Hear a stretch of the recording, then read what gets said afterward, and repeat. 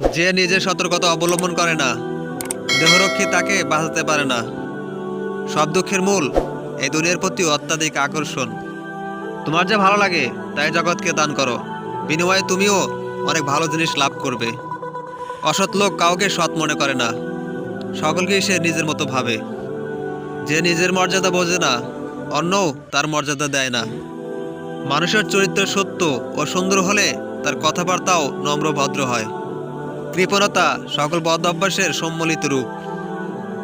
যা তুমি নিজে করো না বা করতে পারো না, তা অন্যকে উপদেশ দিও না।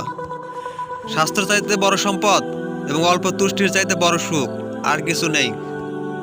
ধন সম্পদ হচ্ছে কলহের কারণ, দুর্যোগের মাধ্যমে কষ্টের উপলক্ষে এবং বিপদ আপদের বাহন।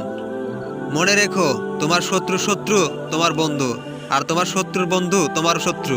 শত্রুরা শত্রুতা করতে কৌশলে ব্যর্থ হলে তারপর বন্ধুত্বের শুরু ধরে। রাজ্যের পতন হয় দেশ হতে সুবিচার উঠে গেলে, কারণ সুবিচারে রাজ্য স্থায়ী হয়।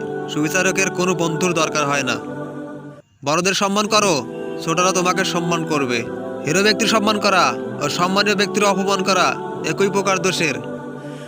বুদ্ধিমানেরা কোনো কিছু প্রথমে অন্তর দিয়ে অনুভব করে, তারপর সে সম্বন্ধে মন্তব্য করে, আর নির্বোধেরা প্রথমে মন্তব্য করে বসে এবং পরে চিন্তা করে। যা সত্য নয় তা কখনো মুখে এনো না, তাহলে তোমার সত্য কথাকেও লোকে অসত্য বলে মনে করবে।